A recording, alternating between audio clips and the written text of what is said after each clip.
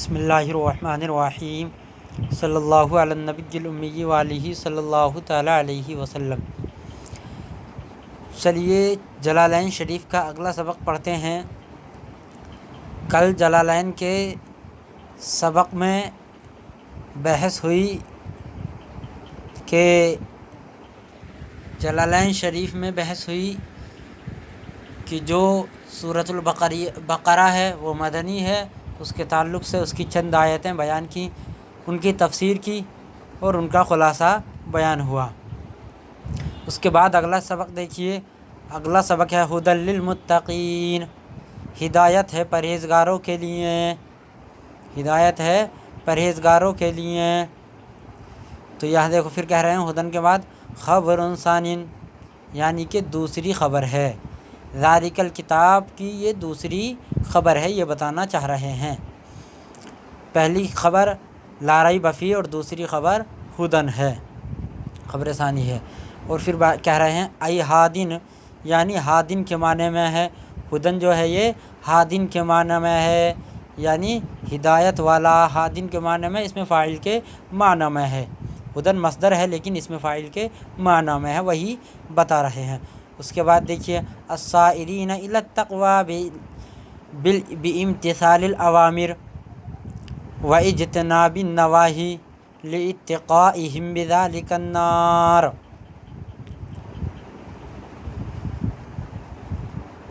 السائرین پلٹنے والے، الی التقوی تقوی کی طرف، پرہیزگاری کی طرف، السائرین الی التقوی پلٹنے والے تقوی کی طرف۔ پیچھے جو بیان ہوا ھدی للمتقین، یعنی کہ یہ ہدایت ہے قرآن کریم، کس کے لیے ہدایت ہے؟ پرہیزگاروں کے لیے ہدایت ہے، بتا دیا، متقین پرہیزگاروں کے لیے۔ پھر بتا رہے ہیں دیکھو السائرین الی التقوی، جو پلٹنے والے ہیں تقوی کی طرف، پرہیزگاری کی طرف، بامتثال الاوامر اوامر کو بجا لاتے ہوئے یا اوامر پر عمل کرتے ہوئے، واجتناب النواہی اور نواہی سے بچتے ہوئے، تقوی کی طرف پلٹنے والے ہیں۔ لاتقائہم بذلک النار، تو یہ لاتقائہم بذلک النار، اتقاء یہ تقوی سے ہی ہے، اتقائہم ہم جو ہے یہ ضمیر ہے جو کہ لوٹ رہی ہے ان کی طرف، پرہیزگاروں کی طرف، تو یہ ضمیر پرہیزگاروں کی طرف لوٹ رہی ہے، تو اتقاء تقوی سے ہی ہے یہ۔ لاتقائہم بذلک النار، اس لیے کہ وہ اس وجہ سے، اس لیے کہ وہ تقوی کی وجہ سے، یا ایسے کہہ لو تقوی کی وجہ سے یا تقوی اختیار کرنے کی وجہ سے، اس لیے کہ وہ تقوی کی وجہ سے بذلک النار اس آگ سے بچاتے ہیں، اپنے آپ کو اس آگ سے بچاتے ہیں، محفوظ رکھتے ہیں۔ اس کے بعد والذین یؤمنون بالغیب، اور وہ لوگ جو ایمان لاتے ہیں غیب پر، ایمان سے مراد یصدقون تصدیق کرتے ہیں، یعنی تصدیق کرتے ہیں غیب کی۔ اب غیب کی تعریف کر رہے ہیں کیا؟ بما غاب عنہم من البعث والجنۃ والنار، اس کی تصدیق کرتے ہیں، کس کی؟ جو ان سے غائب ہے، یعنی کہ من البعث یعنی کہ قیامت، والجنتی اور جنت، والناری اور دوزخ، یعنی جنت کی تصدیق کرتے ہیں، قیامت کی تصدیق کرتے ہیں اور دوزخ کی تصدیق کرتے ہیں۔ اس کے بعد وَيُقِيمُونَ الصَّلَاةَ، اور نماز قائم کرتے ہیں، کس طریقے سے؟ وہ طریقہ بیان کر رہے ہیں۔ آئی یعنی آئی حروف تفسیریہ ہے۔ اس کے بعد دیکھیے یاتون بہا بحقوقہا، یعنی اس کو، کس کو؟ بہا میں جو ہا ضمیر ہے یہ لوٹ رہی ہے صلاۃ کی طرف، نماز کی طرف۔ یاتون بہا بحقوقہا، اس کو اس کے حقوق کے ساتھ بجا لاتے ہیں، ادا کرتے ہیں، یعنی کہ نماز کو اس کے حقوق کے ساتھ، جو اس کے حقوق ہیں اس حقوق کے ساتھ ادا کرتے ہیں۔ وَمِمَّا رَزَقْنَاهُمْ يُنْفِقُونَ، اور جو ہم نے ان کو رزق دیا یا جو ہم نے ان کو رزق عطا کیا، ينفقون وہ اس میں سے خرچ کرتے ہیں، اسی کی تفسیر کر رہے ہیں رزقناہم کی۔ اعطیناہم ہم نے ان کو عطا کیا، ہم نے جو ان کو عطا کیا، ومما رزقناہم ہم نے جو ان کو رزق دیا، آتیناہم ہم نے جو ان کو عطا کیا، ينفقون وہ خرچ کرتے ہیں، فی طاعت اللہ اللہ کی طاعت میں، اللہ کی راہ میں، اللہ کی بارگاہ میں۔ تو یہاں تک دیکھیے ترجمہ ہو گیا۔ اب ترجمے کے بعد میں تفسیر بھی بیان کر دی، لیکن اس کی تشریح ملاحظہ فرمائیں۔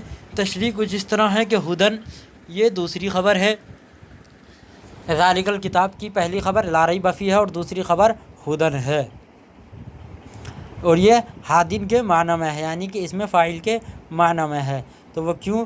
وہ اس لیے تاکہ مصدر کا حمل ذات پر ہونے کا اعتراض نہ ہو، یعنی کہ کوئی کہے، اعتراض کرے کہ مصدر کا حمل ذات پر نہیں ہوتا، اس وجہ سے یہ ہادن کے معنی میں ہے۔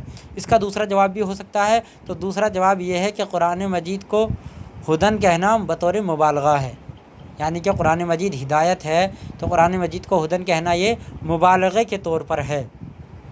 اور یاد رکھیے کہ مبالغے کے طور پر مصدر کا حمل ذات پر صحیح ہے، مبالغے کے طور پر مصدر کا حمل ذات پر صحیح ہوتا ہے، جیسا کہ زید طالب علم ہے اور زید علم سیکھ رہا ہے، تو زید کو جس طریقے سے جیسا کہ زید عادل، اسی طرح ہدن للمتقین میں ہدن کا یعنی کہ مصدر کا حمل ذات پر یہاں پر بھی درست ہو جائے گا مبالغے کے طور پر، اور یہ ہدن خبر ثانی ہے ذالک الکتاب کی۔ اس کے بعد دیکھیے کیا رہا، السائرین الی التقوی،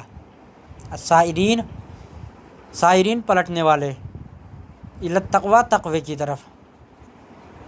تو یہ بھی سائرین دیکھیے ایک اعتراض مقدر کا جواب ہے۔ اعتراض مقدر کیا ہے؟ اعتراض مقدر یہ ہے کہ فرمایا جا رہا ہے کہ قرآن مجید متقیوں کے لیے ہدایت ہے، قرآن مجید متقیوں کے لیے ہدایت ہے، پرہیزگاروں کے لیے ہدایت ہے، جیسا کہ قرآن مجید ہوا ہدی للمتقین، یہ ہدایت ہے پرہیزگاروں کے لیے۔ تو یہاں السائرین کہہ کر کے ایک شبہ کا جواب دینا چاہیں گے۔ وہ شبہ کیا ہے؟ وہ شبہ یہ ہے کہ دیکھیے ہدایت اس کے لیے ہوتی ہے جو ہدایت یافتہ نہ ہو، ہدایت اس کے لیے ہوتی ہے جو ہدایت یافتہ نہ ہو، اور قرآن مجید متقیوں کے لیے ہدایت ہے۔ تو یہ کیوں؟ اس کا کیا مطلب ہے؟ تو سنو، اس کا مطلب یہ ہے کہ یہاں مایعول کے اعتبار سے ہدایت اختیار کرنے والے کو مجازاً متقی کہا گیا، یعنی کہ جو ہدایت اختیار کرنے والے ہیں ان کو مایعول کے اعتبار سے مجازاً متقی کہا گیا، جیسے مجازاً کسی طالب علم کو عالم یا سفر حج پر جانے والے کو حاجی کہہ دیتے ہیں، اسی طریقے سے مجازاً یہاں پر ہدایت کہا، ہدن کہا متقیوں کے لیے۔ اس کا جواب یہ ہو گیا۔ اس کے بعد دیکھیے بامتثال الاوامر، تو بامتثال الاوامر یعنی کہ اوامر کو بجا لاتے ہوئے، اوامر پر عمل کرتے ہوئے۔ تو یہاں جو تقوی مراد ہے تو اس کو بیان کر رہے ہیں کہ تقوی سے کون سا تقوی ہے، کون سا تقوی مراد ہے۔ تو دیکھیے تقوی تین طرح کے ہوتے ہیں، تقوی تین درجات کے ہوتے ہیں، تین طرح کے ہوتے ہیں۔ ایک تقوی کیا؟ ایک تقوی یہ کہ کفر و شرک سے بچنا، یہ تقوی عام ہے، یہ تقوی عام ہے۔ اور دوسرا تقوی کیا؟ دوسرا تقوی یہ کہ اوامر پر عمل کرنا، یعنی کہ جو حکم دیے گئے ہیں ان اوامر پر عمل کرنا، اور نواہی یعنی کہ صغیرہ اور کبیرہ گناہوں سے محفوظ رہنا، بچنا۔ ایک تقوی ہو گیا یہ، تو اس کا نام ہے خاص تقوی، اس کا نام خاص تقوی۔ ایک ہے عام تقوی، ایک ہے خاص تقوی، اور ایک ہے اخص الخاص تقوی۔ تین طرح کے تقوی ہوتے ہیں۔ عام تقوی کفر و شرک سے بچنا، اور خاص تقوی یہ ہے کہ اوامر پر عمل کرنا اور گناہ صغائر و کبائر سے بچنا، یہ ہو گیا خاص تقوی۔ اس کے بعد ہے تیسرے درجے کا جو تقوی ہے وہ تقوی ہے اخص الخاص، اخص الخاص۔ تو اخص الخاص کی تعریف سنیے۔ اخص الخاص کہتے ہیں تمام خطرات و خیالات سے آئینہ دل کو صاف کر کے ہمتن جمال جہاں آرام محو اور مشغول ہو جانا، یہ کہلاتا ہے اخص الخاص تقوی۔ تو تقوی تین طرح کے ہوتے ہیں، اور یہاں پر جو امتثال الاوامر پر جو تقوی مراد ہے تو وہ یہ اخص الخاص تقوی نہیں بلکہ یہ خاص تقوی مراد ہے۔ اس سے مصنف علیہ الرحمہ نے خاص تقوی کی طرف اشارہ کیا ہے جو تیسرے درجے کا ہے۔ اس کے بعد دیکھیے مصنف علیہ الرحمہ یعنی کہ مفسر صاحب نے کہا لِاتِّقَائِهِمْ بِذَلِكَ النَّارِ، تو یہاں سے مفسر علیہ الرحمہ وجہ تسمیہ کی طرف اشارہ کرنا چاہتے ہیں۔ لِاتِّقَائِهِمْ بِذَلِكَ النَّارِ سے وجہ متقی کی وجہ تسمیہ کی طرف اشارہ کرنا چاہتے ہیں، کیا کہ معنی لغوی سے مناسبت اس طرح ہو جاتی ہے کہ متقی کا لفظ وقایتن سے ہے، متقی کا جو لفظ ہے وہ وقایتن سے بنا ہے، اور وقایا کا معنی آتا ہے، یاد رکھیے، حفظ الشیء مما یؤذیہ ویضرہ، یعنی کسی چیز کو محفوظ رکھنا یا کسی چیز کی حفاظت کرنا اس چیز سے جو اس کو ایذا دے اور نقصان پہنچائے، اس کو کہتے ہیں وقایا۔ وقایا کا معنی لغوی آتا ہے کسی شے کو محفوظ رکھنا، کسی شے کی حفاظت کرنا اس سے جو اس کو ایذا دے یا اس کو نقصان پہنچائے، اس سے حفاظت کرنا، تو یہ ہے وقایا کا لغوی معنی۔ تو چونکہ اہل تقوی اوامر پر عمل کر کے اور نواہی سے بچ کر کے، اوامر پر یعنی کہ جو ان کو حکم دیا گیا ان پر عمل کر کے، اور جن چیزوں سے روکا گیا ان سے رک کر کے اپنے آپ کو جہنم سے محفوظ کر لیتے ہیں، جہنم سے بچا لیتے ہیں، اس لیے انہیں متقی کہا گیا ہے، یہاں پر انہیں متقی کہا گیا ہے۔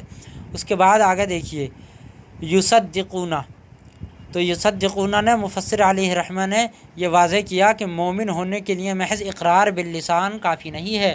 یصدقون، انہوں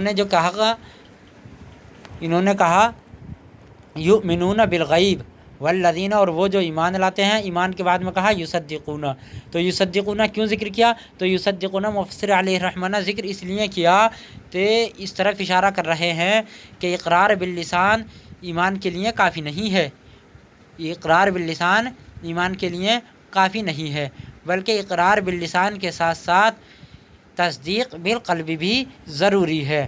اس طرف اشارہ کیا ہے مصنف علیہ الرحمہ نے اپنے اس قول سے۔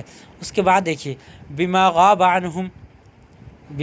عنہم، اس میں مصنف علیہ الرحمہ نے اس طرف اشارہ کیا ہے کہ آیت میں موجود لفظ غیب اس میں فاعل کے معنی میں ہے، غابہ جو لفظ ہے تو یہ اس میں فاعل کے معنی میں ہے، تو اس کے بعد کہہ رہے ہیں کہ غیب کی دو قسمیں ہیں، ایک وہ غیب جس پر کوئی دلیل قائم نہ ہو، جیسے موت کا وقت، اس پر کوئی دلیل قائم نہیں ہو سکتی، اسی طرح بارش کا وقت، اس پر بھی کوئی دلیل قائم نہیں ہو سکتی، یا ماں کے پیٹ میں بچے کی تحقیق، یہ چیزیں دلائل سے معلوم نہیں ہو سکتی۔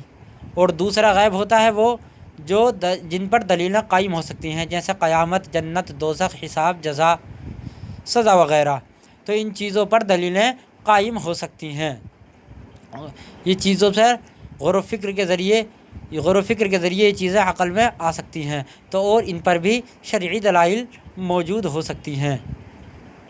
تو دیکھیے اس لیے غابہ کیا، اور غابہ اس میں فاعل کے معنی میں ذکر ہوا۔ اور دیکھیے دوسرا بیان کر رہے ہیں کہ یہاں پر جو آیت کریمہ میں ہے اس میں غیب جو ہے تو غیب یہ دوسری قسم غیب مراد ہے، یعنی کہ وہ غیب مراد ہے جس پر دلیلیں قائم ہو، وہ غیب مراد نہیں ہے جس پر دلیلیں قائم نہ ہو، یہاں پر جو غیب بیان کیا غیب سے یہ مراد ہے۔ اس کے بعد کہا یاتون بہا، اس کے بجا لاتے ہیں، اس کو ادا کرتے ہیں۔ تو دیکھیے نماز قائم کرنے سے مراد نماز کو مستحب اوقات میں ظاہری و باطنی آداب کی رعایت کرتے ہوئے پابندی سے پڑھنا ہے، نماز کو مستحب اوقات میں ظاہری و باطنی آداب کی رعایت کرتے ہوئے پابندی سے پڑھنا ہے، نماز کے ظاہری و آداب اس کی شرطیں، فرائض، سنن، مستحبات اور تعدیل ارکان ہیں، اور باطنی آداب یہ ہیں کہ نماز میں ریا کا دخل نہ ہو، اور اول تا آخر خشوع اور خضوع ہو، یہ بتانا چاہ رہے ہیں یاتون بہا سے۔ آتیناہم کی تفسیر کر رہے ہیں اس کے بعد، تو دیکھیے آتیناہم کو بتا رہے ہیں کہ آتیناہم کا مطلب ہے یعنی کہ حصہ، جو رب تبارک و تعالیٰ نے رزق دیا ہے اس کا کچھ حصہ خرچ کریں، اور اسے عرف میں لیں تو عرف میں اس طرح ہے کہ اس حصے کو، یعنی کہ جو شے ہے، جو شے خرچ کر رہے ہیں، اس شے کو کسی حیوان کے ساتھ اس طرح خاص کر دینا، یا کسی انسان کے ساتھ جو اس کا لائق ہو اس طرح خاص کر دینا کہ وہ اس سے نفع اٹھا سکے، اس کو کہتے ہیں وَمِمَّا رَزَقْنَاهُمْ۔ اس کے بعد کہا فی طاعت اللہ، تو طاعت اللہ سے مراد یہاں پر اللہ کی راہ میں، اللہ کی بارگاہ میں، یعنی کہ جس سے اللہ کی رضا حاصل ہو اس لیے خرچ کرنا فی طاعت اللہ کہلائے گا، جس سے اللہ کی رضا حاصل ہو۔ تو دیکھیے اس سبق میں مصنف اس سبق میں قرآن کریم میں ایمان کے بارے میں بیان ہوا کہ ایمان کیا چیز ہے، ایمان کے بارے میں بیان ہوا۔ تو ایمان کے لغوی و اصطلاحی معنی دیکھیے اب آپ۔ ایمان کے لغوی معنی آتا ہے امن دینا، بھروسہ دینا، اعتماد کرنا، اور ایمان کے اصطلاحی معنی آتا ہے، یعنی کہ اصطلاح شرع میں ایمان کے معنی آتے ہیں تمام ضروریات دین کو دل سے سچ ماننے اور زبان سے ان کی سچائی کا اقرار کرنا، یعنی کہ مختصر لفظوں میں تصدیق بالقلب اور اقرار باللسان، ضروریات دین کو تصدیق بالقلب اور اقرار باللسان کرنا، یہ ایمان کہلاتا ہے۔ یہ اصطلاحی تعریف ہو گئی۔ اس کے بعد ابھی انشاءاللہ اگلا سبق اس کے بعد